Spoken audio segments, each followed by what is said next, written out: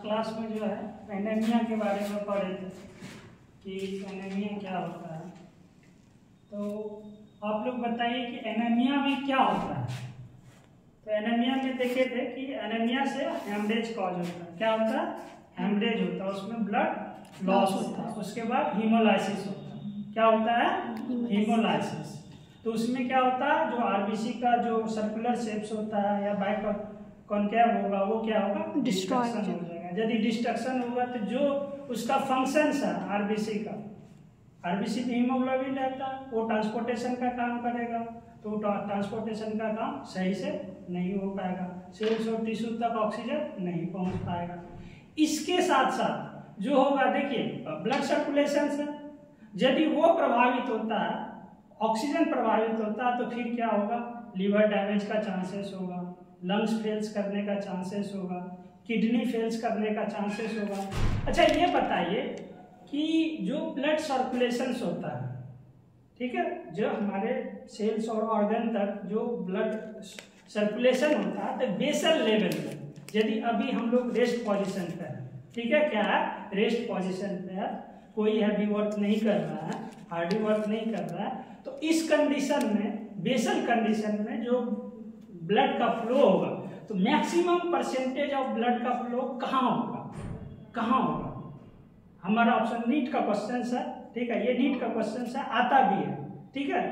तो हमारा पहला ऑप्शन है हार्ट, दूसरा ऑप्शन है लीवर, तीसरा ऑप्शन है किडनी, चौथा ऑप्शन है ब्रेन। सबसे ज्यादा फ्लो कहाँ होगा? और भी तो सबसे ज्यादा फ्लो जो होगा, मैक्सिमम परसेंटेज ऑफ ब्लड जो होता है वो लीवर में फ्लो होता है। कहाँ होता है? लीवर में होगा, ठीक है। ये क्वेश्चंस नीट के पॉइंट ऑफ व्यू से बहुत ही इंपॉर्टेंट है। देन हम लोग देख रहे थे एरिथ्रोसाइट्स के बारे में, एरिथ्रोसाइट्स के बारे में, इसका नंबर, वॉल्यूम, ये सब सारा पढ़ लिए थे। अब आता है कि कलर, ठीक है, कलर। तो इसका कलर कैसा होता है? यदि सिंगल सेल्स रहेगा, यदि सिंगल सेल ऑफ सिंगल या इंडिविजुअल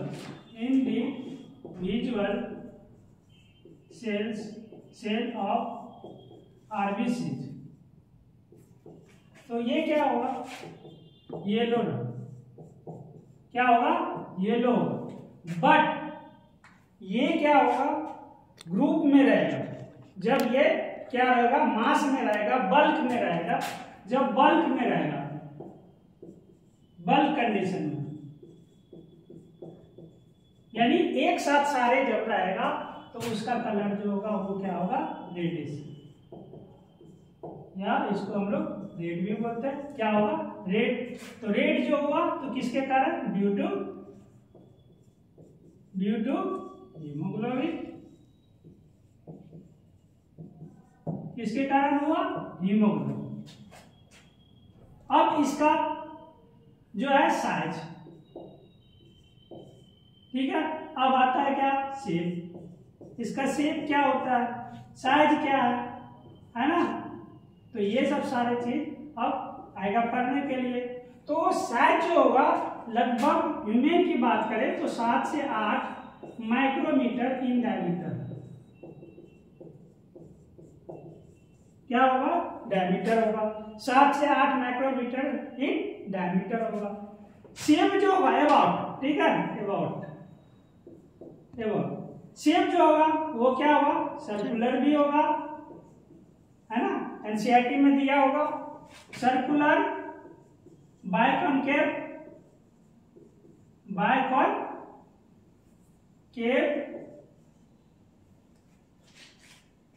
ठीक है, एंड डीन्यूक्लिएटेड। यहीं पर लिख देते हैं, यहां पे ये लिखना नहीं चाहिए। Denucleated means nucleus absent in mature RBC. Nucleus absent in mature RBC.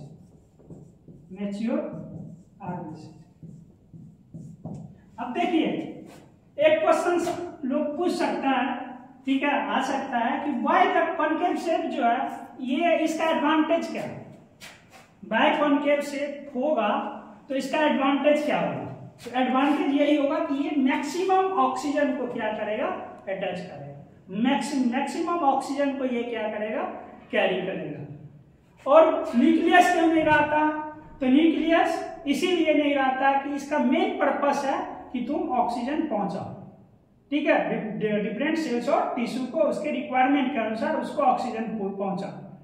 तो यदि ऑक्सीजन पहुंचाएगा, यदि इसके बीच में यदि ये यहाँ न्यूक्लियस रहेगा तो इतना स्पेस तो ये ऑक्यूपाई कर दिया, तो क्या होगा, मिनिमम ऑक्सीजन इसमें जाएगा, मिनिमम O2 जाएगा, मिनिमम O2 जाएगा, O2 जो जाएगा वो मिनिमम होगा।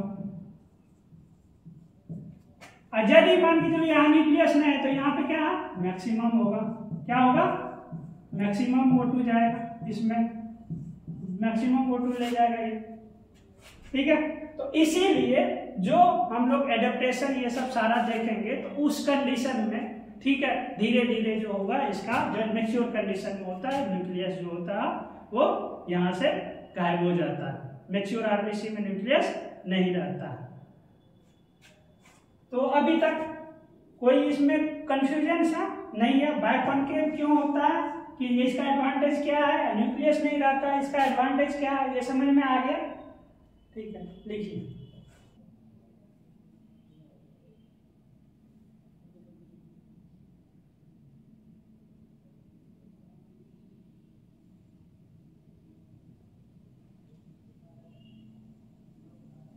आरबीसी का शेप कैसा होगा, सर्कुलर होगा, बायकॉन्केव होगा, और ये सेल्स है तो इसमें न्यूक्लियस मैच्योर कंडीशन में नहीं होगा। अब आता है साइटोप्लाज्म। सेल्स है तो साइटोप्लाज्म होगा। ये साइटोप्लाज्म जो होगा होमोजीनियस मिक्सचर्स, ठीक है, इसका होमोजीनियस मिक्सचर्स होगा, होमोजीनियस होगा विथ हीमोग्लोबिन। अब देखिए ब्लड का जो कलर रेड होता है ड्यू टू पिगमेंट, तो ये पिगमेंट कौन सा है, हीमोग्लोबिन है। हीमोग्लोबिन के कारण रेड भी कलर होता है, इसका फंक्शंस भी है जो आप लोग जानते हैं हीमोग्लोबिन। तो अब आया हीमोग्लोबिन, ठीक है। तो haemoglobin in adult made up of 2 alpha chains with 141 amino acids, ठीक है। तो अल्फा चेन्स का कितना अमीनो एसिड्स होगा, 141, और 2 बीटा चेन्स का यदि स्ट्रक्चर्स डिटेल से देखेंगे, जब आएगा डिटेल से पढ़ने के लिए तो वहां पे, तो 2 बीटा चेन्स का क्या होगा, 146 अमीनो एसिड्स होगा, ठीक है। तो इतने सारे अमीनो एसिड्स से क्या होगा, ये हीमोग्लोबिन बना है। अब अमीनो एसिड्स जानते हैं कि अमीनो एसिड्स किसका रॉ मटेरियल्स होता है, प्रोटीन का। प्रोटीन जो होता है उसके लिए रॉ मटेरियल्स क्या होता है, अमीनो एसिड्स होता है, अमीनो एसिड्स होता है, कुछ भी बोल सकते हैं। तो जो अमीनो एसिड्स रॉ मटेरियल्स होता है उसी से प्रोटीन बनता है। तो अब यहाँ पे it is also known as respiratory pigments in mammals. तो मैमल्स का रेस्पिरेटरी पिगमेंट क्या होता है, क्या होता है, हीमोग्लोबिन। अब पढ़े होंगे हीमोसाइनिन, हीमोएरिथ्रिन, ये सब सारा तो अलग है ना उसमें। इसमें अभी मैमल्स के बारे में यहाँ पे देख रहे हैं। तो 146 बीटा चेन्स का होगा। इसमें रेस्पिरेटरी पिगमेंट भी बोलते हैं किसको, हीमोग्लोबिन को। It consist of 4 polypeptide chain. ये आता है नीट में कि हीमोग्लोबिन जो होता है वो कितने पॉलीपेप्टाइड चेन से बना होता है, कितने जो होता है अल्फा चेन से बना होता है, 2 अल्फा चेन से, एंड कितने अमीनो एसिड से होता है, 2 बीटा चेन्स बना होता है। मतलब 2 बीटा चेन्स का कितने अमीनो एसिड्स होता है। ये तीनों क्वेश्चंस नीट के पॉइंट ऑफ व्यू से वेरी वेरी इंपॉर्टेंट है। इतना बात समझ में आ गया, यहां तक कोई दिक्कत नहीं है। तो अब देखें कि हीमोग्लोबिन का next point, haemoglobin has 2 parts, ठीक है। तो 2 पार्ट्स में फर्स्ट हीम मीन्स क्या होता है, iron, and other protein part. Protein part में क्या है, ग्लोबिन। इससे पहले भी जानते हैं ग्लोबिन जो है ये प्रोटीन है, एल्बुमिन, ग्लोबिन ये सब पढ़ा है। नेक्स्ट हीम आता है कि 2 पार्ट में, पहला हीम है। तो हीम जो है it is a iron porphyrin compound. Fe means iron होता है, ठीक है, ये एलिमेंट का ये फॉर्मूला है आयरन का। Iron is in ferrous sulphate. अब यहाँ आया कि फेरस, देखिए आयरन का 2 फॉर्म, ठीक है, आयरन का 2 फॉर्म होता है, एक फेरस और दूसरा फेरिक, ठीक है, फेरस और फेरिक। तो ये भी क्वेश्चंस नीट का पूछा हुआ, ठीक है। तो यहाँ पे जो होगा फंक्शनल हीमोग्लोबिन में आयरन जो होगा वो क्या होगा, फेरस फॉर्म में होगा या फेरिक फॉर्म में होगा, ऑक्सीडाइज्ड फॉर्म में होगा या रिड्यूस्ड फॉर्म में होगा। समझ में आ रहा? तो ये समझने वाली बात है। तो यहाँ पे जो होगा वो क्या, किस स्टेज में होगा, फेरस स्टेज। किसमें? फेरस, फेरिक नहीं होगा यहाँ पे। यहाँ पे होगा फंक्शनल हीमोग्लोबिन में किस स्टेज में होगा, फेरस स्टेज में होगा कौन, आयरन। नेक्स्ट है iron preferred angle for binding of O2 and CO2। जानते हैं कि हीमोग्लोबिन का फंक्शन ही है कि O2 और CO2 को क्या करना है, ट्रांसपोर्ट करेगा। ट्रांसपोर्ट कब करेगा, जब उसको बाइंड करेगा, ठीक है। तो जब ये बाइंडिंग करेगा तो देखिए आयरन ही क्या किया, O2 को बाइंड किया, है ना, और किसको किया, CO को, ठीक है। इस बाइंडिंग एबिलिटी है, इसीलिए बाइंड होता है, इसलिए वो ट्रांसपोर्ट भी कर पाता है। तो ये कंडीशन किसके चलते हो, आयरन। यदि आयरन नहीं होता तो ये सब काम करने में ये फेल कर जाता। देन है क्या, ग्लोबिन। तो ग्लोबिन जानते हैं प्रोटीन पार्ट है। और देखिए इससे पहले भी पढ़े, जब सेल्स पढ़े होंगे तो क्या होते हैं, ये स्ट्रक्चरल मटेरियल्स होता है, यानी सेल्स का बिल्डिंग मटेरियल्स होता है, क्या, प्रोटीन होता है। और यहाँ पे देखिए ग्लोबिन क्या कहता है, प्रोवाइड स्ट्रक्चरल फ्रेमवर्क। एक तो स्ट्रक्चरल फ्रेमवर्क प्रोवाइड कर रहा है दैट बाइंडिंग के लिए and protect the haem group. एक हीम ग्रुप को प्रोटेक्ट भी करता है, दूसरा स्ट्रक्चरल फ्रेमवर्क भी प्रोवाइड कर रहा है। तो ग्लोबिन का ये पार्ट फंक्शन हो गया। तो हीम का भी फंक्शन समझ में आ गया और ग्लोबिन का फंक्शन। अब देखिए, अब तो आगे का क्वेश्चन मैंने बताया नहीं, क्योंकि एक क्वेश्चन पूछता हूं, ये कॉन्सेप्ट बेसिस पे वो क्वेश्चन आ गया कि हीमोग्लोबिन के लिए रॉ मटेरियल्स क्या होगा। जैसे अभी प्रोटीन्स के लिए रॉ मटेरियल्स क्या देखे कि अमीनो एसिड्स होगा, ठीक है, प्रोटीन बनने के लिए रॉ मटेरियल्स अमीनो एसिड्स होगा। उसी तरह मेरा क्वेश्चन है नीट के लिए कि हीमोग्लोबिन के लिए रॉ मटेरियल्स क्या होगा, आंसर दीजिए। नहीं, तो फिर क्या होगा, हीमोग्लोबिन के रॉ मटेरियल्स आयरन और प्रोटीन। क्या होगा, आयरन और प्रोटीन। अब देखिए आयरन से बना हुआ हीम और ग्लोबिन से, आंसर यही है, आंसर यही है। हीम क्या हो गया, आयरन हो गया, ग्लोबिन क्या हो गया, प्रोटीन हो गया। तो किससे बनेगा, यदि हमें बॉडी में ज्यादा हीमोग्लोबिन बनाना होगा या चाहिए रिक्वायरमेंट, तो हमें क्या लेना पड़ेगा, आयरन और प्रोटीन ज्यादा खाना पड़ेगा, उसके बाद ज्यादा बनेगा हीमोग्लोबिन। हीमोग्लोबिन कम होगा तो आयरन और प्रोटीन ज्यादा लेना पड़ेगा। हाँ, इसमें जो है साथ में जो है B12 लेते हैं, फोलिक एसिड लेते हैं, दैट मींस उसके मैच्योरेशन में हेल्प करता है, आरबीसी के मैच्योरेशन में वो हेल्प करता है। तो साथ में फोलिक एसिड दिया जाता है, B12 दिया जाता है, फोलिक एसिड B9 विटामिन 9 होता है, तो वो दिया जाता है साथ में। तो उसका काम है क्या कि वो आरबीसी को मैच्योर रखता है, मैच्योर रखेगा, हेल्दी रखेगा, इसीलिए वो साथ में दिया जाता है। लेकिन मेन हीमोग्लोबिन का सिंथेसिस के लिए हमें क्या चाहिए, आयरन और प्रोटीन चाहिए। नेक्स्ट पॉइंट देखिए कि द हीम पॉकेट, जो हीमोग्लोबिन का हीम रहता, हीम पार्ट जो रहता है उसको हीम पॉकेट बोला गया है। Haem pocket of alpha subunit. अब आए यहाँ पे देखे थे अल्फा सब यूनिट और बीटा सब यूनिट से बना होता है। तो अल्फा सब यूनिट क्या करता है, are adequate for entry of O2, ठीक है। तो ये पर्याप्त रहता है O2 के एंट्री के लिए, ठीक है। दैट मींस ये इसके चलते O2 का एंट्री हो पाता है, वो आ पाता है किसमें, RBC. While beta subunit haem pocket yes block entry of O2, ठीक है, किस, by valine residues. Valine residues के द्वारा जो होता है ये क्या करता है, O2 के एंट्री को क्या करता है, ब्लॉक कर देता। तो एक एंट्री आने दिया, दूसरा क्या कर दिया, ब्लॉक कर दिया, ठीक है, आके उसका जैसे घर आ गया तो दरवाजा बंद हुआ ना, दैट मीन्स उसी तरह O2 आया और बीटा सब यूनिट क्या किया, ये ब्लॉक कर दिया। दैट मीन्स यही जो है इंपॉर्टेंट हो गया किसके लिए, NEET of point of unit. Alpha subunit क्या करता है, एंट्री ऑफ O2 या ब्लॉक ऑफ O2 या बोथ या नन ऑफ दिस। तो इस तरह से क्वेश्चंस यहाँ पे आ सकता है 80+। यदि 80+ स्कोर करना है तो ये सब बहुत कम बच्चे जवाब दे पाते हैं। ये सारे एनालिटिकल क्वेश्चंस हैं। Then 4 gram of ferrous ion, ठीक है, ferrous ion per mole of haemoglobin. 1 mole haemoglobin, mole जाती क्या, unit of amount of substances. जब किसी सब्सटेंसेस का अमाउंट को हम मेजर करते हैं तो ये यूनिट में दिखाते हैं मोल।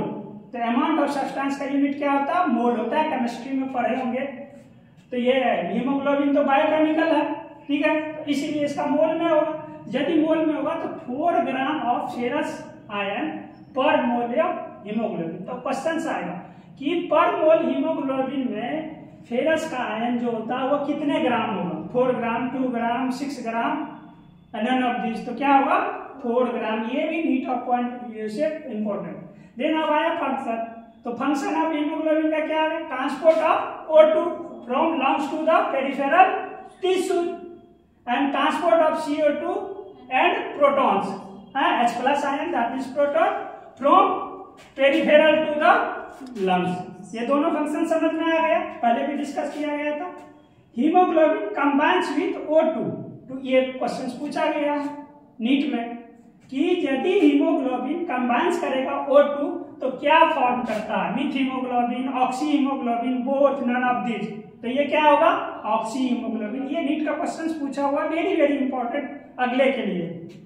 Then CO2 combines with potassium carbonate in the presence of enzyme, क्या है, carbonic anhydrase. Enzyme carbonic anhydrase के प्रेजेंस में यदि पोटेशियम कार्बोनेट क्या करता है, कंबाइंस करता है, तो किसका फॉर्म करता है, पोटेशियम बाइकार्बोनेट। ये भी क्वेश्चन पूछा गया है। Then CO2 combines with amino group. देख रहे हैं कि जो अमीनो एसिड्स हो तो NH एमिनो ग्रुप से बना ही हुआ, कार्बोक्सिलिक ग्रुप से। तो कहता है कि CO2 combines with amino group. ये अमीनो ग्रुप से कंबाइंस करके क्या group of haemoglobin to form क्या, कार्बा एमिनो हीमोग्लोबिन फॉर्मेशन करता है। तो कार्बा हीमोग्लोबिन का फॉर्मेशन कब होगा, जब क्या होगा, CO2 बाइंड्स करेगा किससे, एमिनो ग्रुप से, ठीक है। तो ये भी क्वेश्चंस नीट का क्वेश्चंस।